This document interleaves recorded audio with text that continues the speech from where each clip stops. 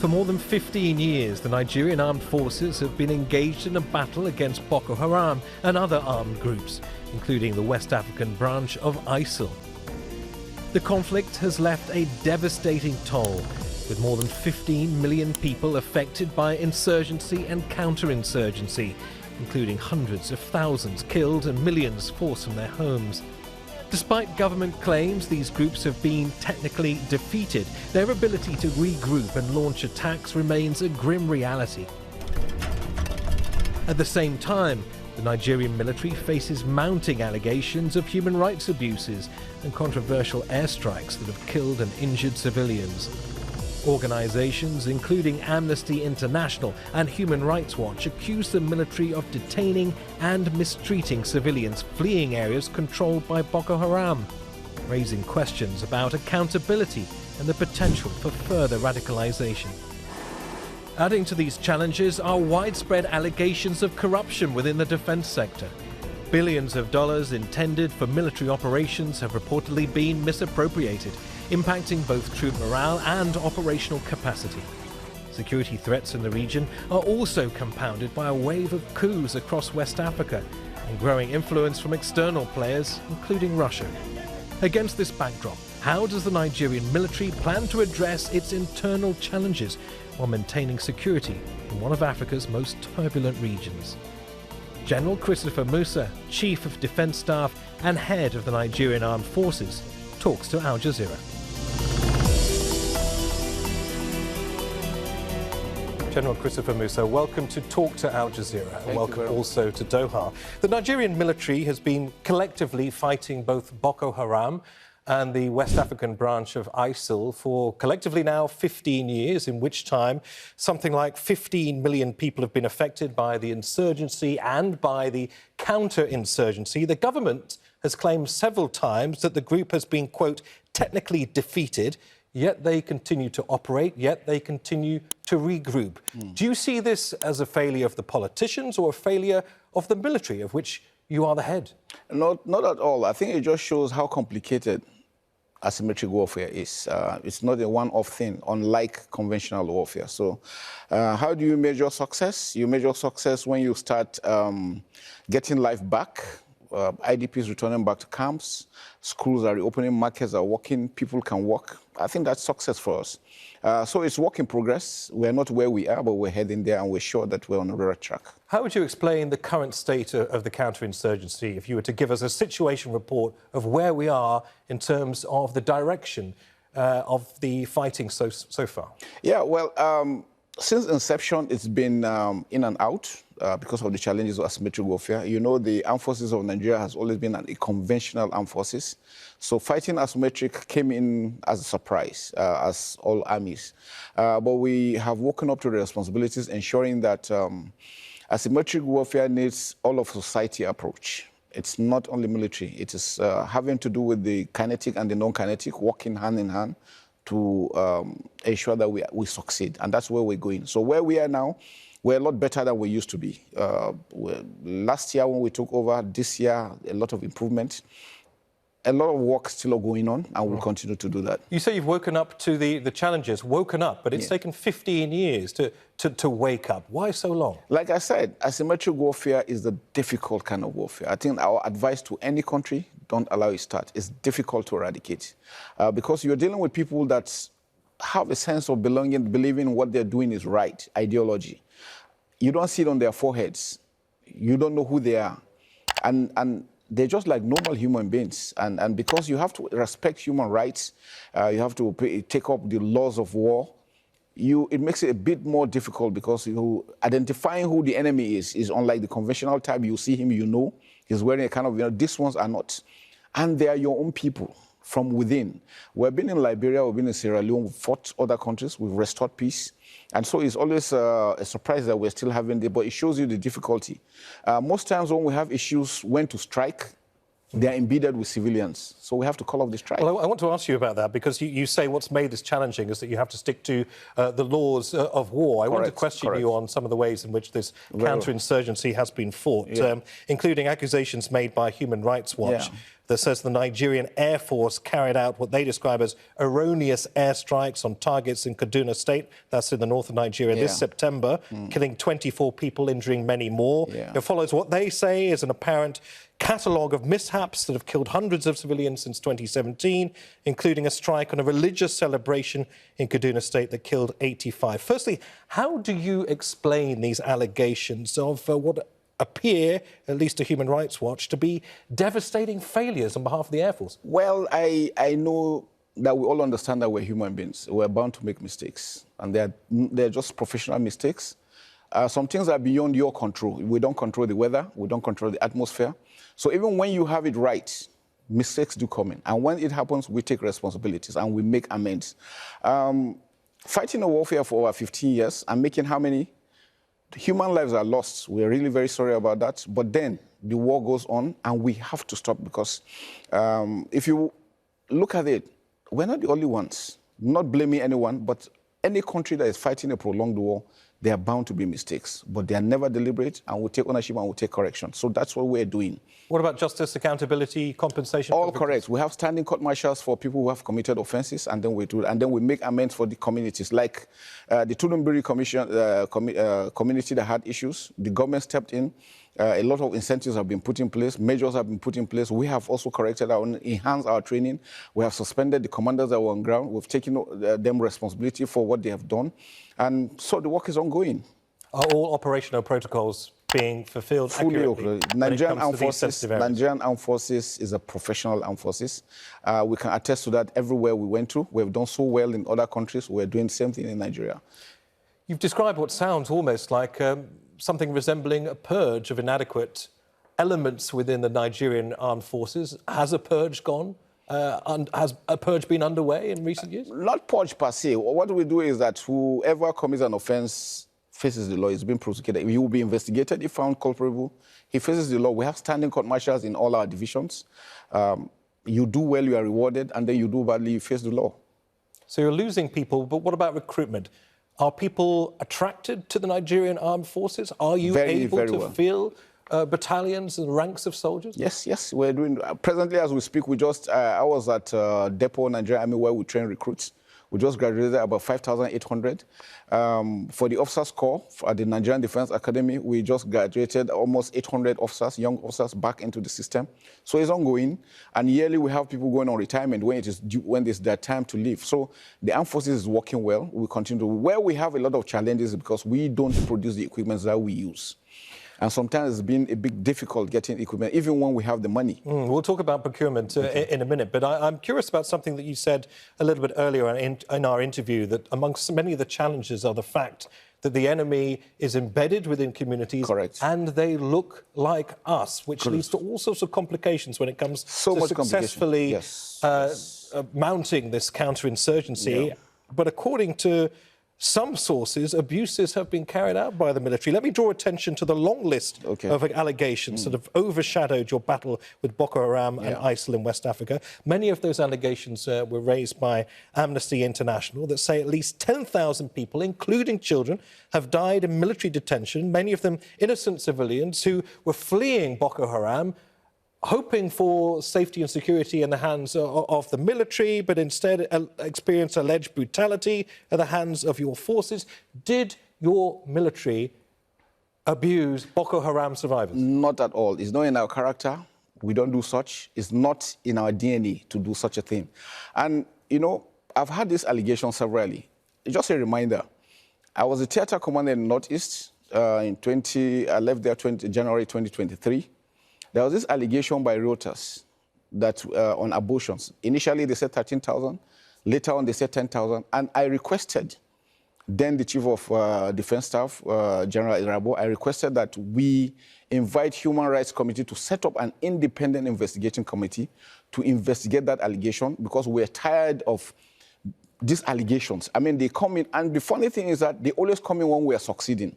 So the question is why? What is the intent? So he got to human rights. An investigative team was commissioned. I testified, so many other officers. They were given unfettered freedom to go around. They investigated for 1 year, 6 months. I think just last month, they released the report. And guess what?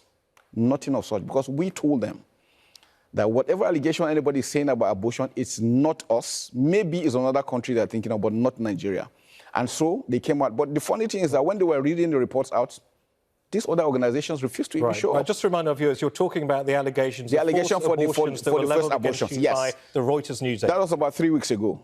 And then suddenly last week, Amnesty came out with 10,000. So I don't know what the joy is about 10,000 issues. Okay. It is not in our character. We don't do such. We will never, ever do such a thing. Understood. So you would allow Al Jazeera journalists, international investigators into, for instance, the Giwa barracks in the northeastern city of Maiduguri that has been allegedly holding children as young as 5 in hot, cramped conditions, not to mention allegations of beating, the sexual abuse of women and girls, where innocent civilians were meant to be in your care, treated this way? I mean, that's the big question that Amnesty International raises. And they're prepared, sorry to interrupt, they're prepared to take you to the International Court of Justice to defend their views. Would you testify there? We're ready to go. We're not scared of anybody. And I can tell you, they have their own intent on why they are doing that. I think they just want to demoralize my troops.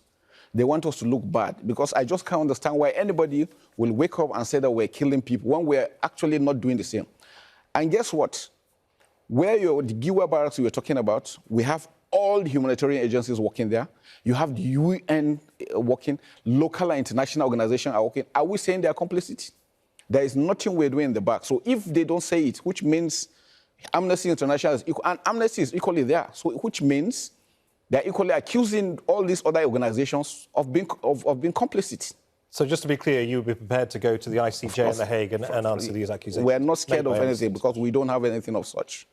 I want to address allegations also of corruption in the defence sector, because Transparency International says corruption has resulted in the wasting of billions of dollars worth of public funds through corrupt defence procurement. You said yourself, procurement's an issue for the Nigerian military. Is the Nigerian armed forces corrupt? We're not. We're just a few good guys trying to do some job, but seems some people are just hell-bent on making sure that we don't succeed. We don't produce the equipment we need.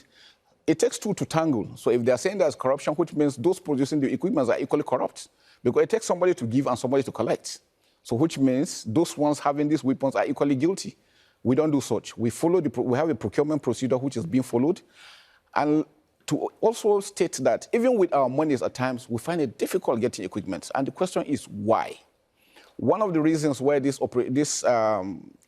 insurgency has been for this long is because we have been denied access to equipment. Even when we have our monies to get to, it's difficult. Why have you been denied access to equipment? Well, I really don't understand. It's a question that we keep on asking, why are we being denied? So this is a political decision you're suggesting? Political decision. I mentioned corruption because instead of being used for legitimate purchases, this is the words of a court in Jersey, and for international viewers, that is a British offshore tax haven, recently processed a case suggesting that as much as $8.9 million of funds were moved out of Nigeria into a bank account in this offshore haven of Jersey, funds that, according to the verdict of court in Jersey in January, were, quote, illicitly obtained by Nigerian officials back in 2014. I appreciate that is some time ago, but I ask you again, does the Nigerian armed forces have an issue with corruption? Because according to this court verdict, it does. Well, 2014. This is 2024. I'm the Chief of Defence Staff now. We don't have such allegations. If they have the facts, I'm sure they will be able to bring out who are those. I mean, anything you travel electronically is captured, so it's not anything hidden. If they have those facts, bring it out. But you see, what we don't want is somebody sitting down somewhere and just assuming that things are happening when they are not. And that's one of the reasons why I came here, and I had the privilege of being here with Al Jazeera, and I want to say a big thank you. It's an opportunity to also present our countries that, please, people should understand that we're fighting a war. We need everybody to put hands together. Let us succeed. And the asymmetric warfare we're dealing with is not only to Nigeria alone. West Africa, the Sahelian area. And in fact, if actions are not taken, it's going to engulf the entire world. You mentioned a few good guys are trying to do a good job when I talked about corruption. Yeah. What did you mean by that? We're just good guys just trying to make sure that our country is secured. And then some individuals seem not to be happy about it and trying everything possible to throw us under the bus for whatever reasons. Like I told you, what I realized over time, I've been in service for almost 33 years. Anytime we seem to be succeeding, somebody throws something at us. And the question is, why? Is it because we're succeeding or you don't want the country to move forward? What is the aim? What's the intent? That's the question we're asking. You seem to be posing those questions not to me, not necessarily to our viewers, but to people in government. What do you want to say to them directly? You seem to suggest that they're holding you back. Not our own government particularly. Our government are doing the best they can. But, you know, there's an international system. Like I said, we don't produce, we need to buy. So going to buy sometimes is a bit difficult, getting these items. And who are your security partners in the region? Am I right in thinking Nigeria does not have any foreign bases on its soil? Not at all. We do not encourage any foreign base. We have the capacity to secure our country, to secure the sub-region, and to assist Africa. We have that capacity. All we need is to continue to do joint training, which we do, get equipment that we need to help us project these wars. If you're playing this almighty game of catch-up to deal with a type of warfare that you have never dealt with before, asymmetric warfare on this scale, you most certainly need partners. Given the wave of coups that we've seen across the Sahel region, military juntas being established, the influence of Russian forces, particularly Wagner mercenaries in these countries growing by the minute, who are your allies to shoulder support in the region? Well, for now, Nigeria is standing on its own, and you know Nigeria is a non-aligned country, which means we have freedom to operate with any other region, any other bloc together. And what we are doing is that we're still conducting this for training. For training purposes, we have our officers and soldiers trained in all over the countries. All our friendly partners, we are together with them, we're working. All we're saying is that we don't need anybody, any boots on ground. We continue with our joint training, we'll continue with our joint courses. All we need is the ability to get these equipments that will be able to, and I will show you that we can secure our own area. Why are you so resistant to boots on the ground from friendly nations? Because it creates more problems. In what way? In what way? I mean, you imagine you bring country X into your country. The next thing is, you know, most of the other terrorists will also want to come because they have grounds against them. We don't want Nigeria or Africa or West Africa to be turned into a proxy war, because that's what will be the next thing. Once you allow one comes in, the other one goes the other way. And before you know it, there's conflict. We want West Africa to be peaceful. What about international forces outside West Africa, outside Africa? Nobody, no, nobody. We're good to go. We're good to go. All we're doing is, as we speak, we still have our troops maintaining peace within Africa on United Nations mission. We still have them. General, are we going to be sitting here in 15 years' time having the same conversation? Not at all, not at all. Our wish is in the next possible 2 years, we should be done with.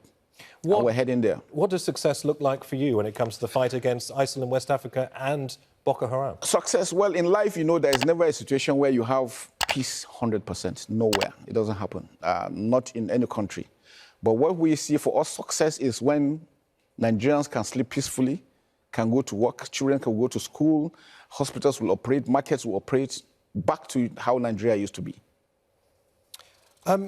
In the time that we have left, I'd like to talk about some of the concerns about regional security. I mentioned already these multiple coups that we've seen all the way from the Atlantic on the west coast, all the way to the Red Sea on the east coast. How do you explain that, and what security implications does that have for you and your army? It's concerning for us that we're having those that have taken over unconstitutionally.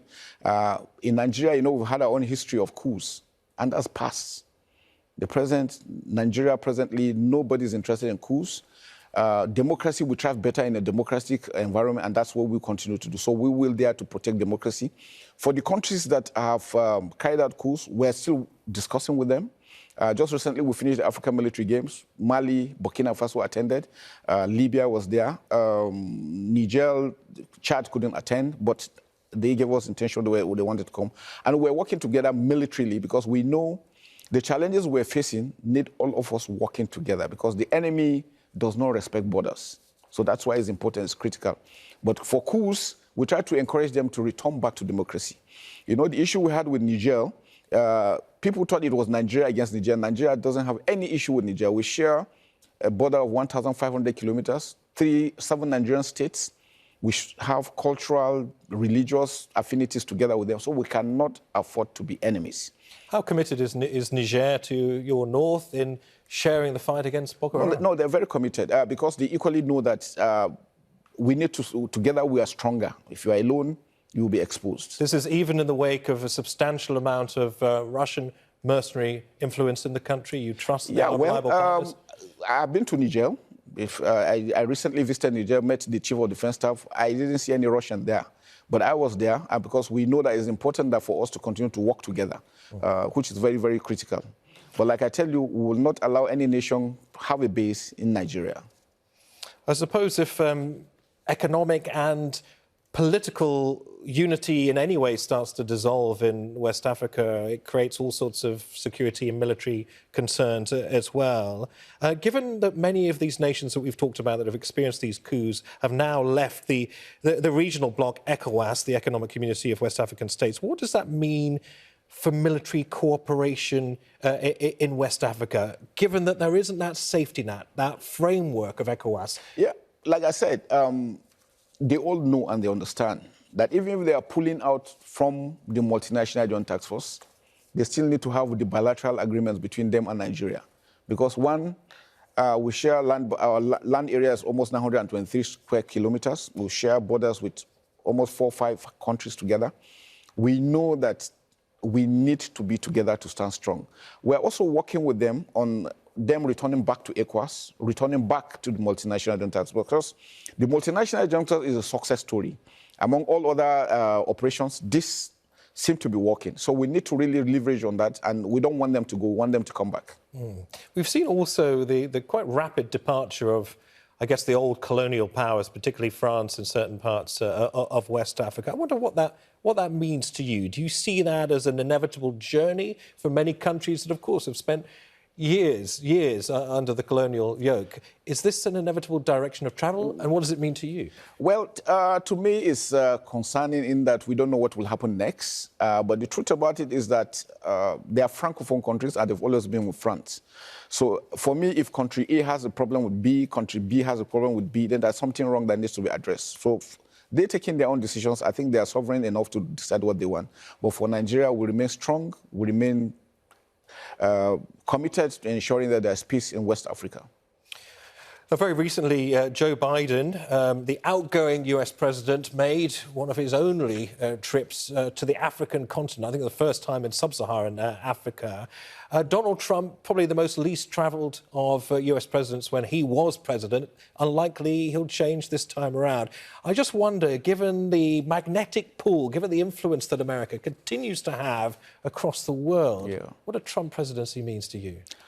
Well, I think I will leave that to the political masters. But I would think whatever it is that favors Nigeria, West Africa, and Africa in general, I think we'll want to go through that.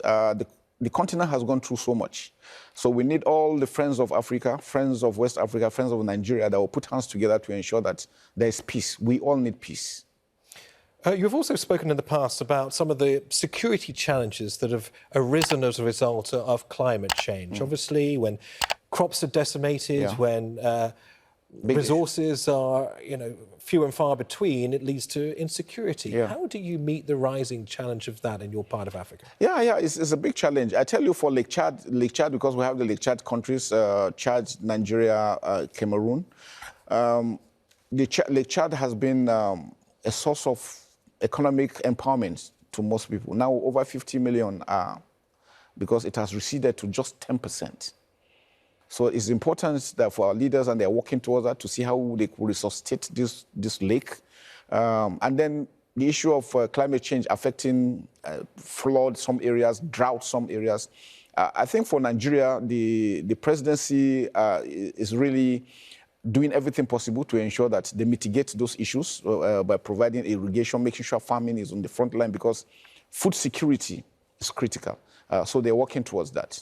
And who do you see as your partners when it comes to food security and providing safety for access to food? It's becoming increasingly a critical issue, and it has, of course, the possibility of toppling governments in certain parts of the world if they're not able to respond and they don't have the support and the backing and the strength of the military.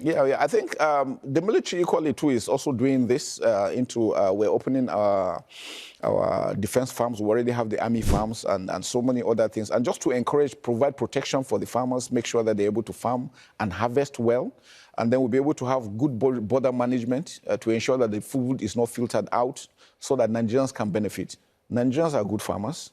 We have good arable land. If put into full use, I think we'll be able to feed the entire Africa.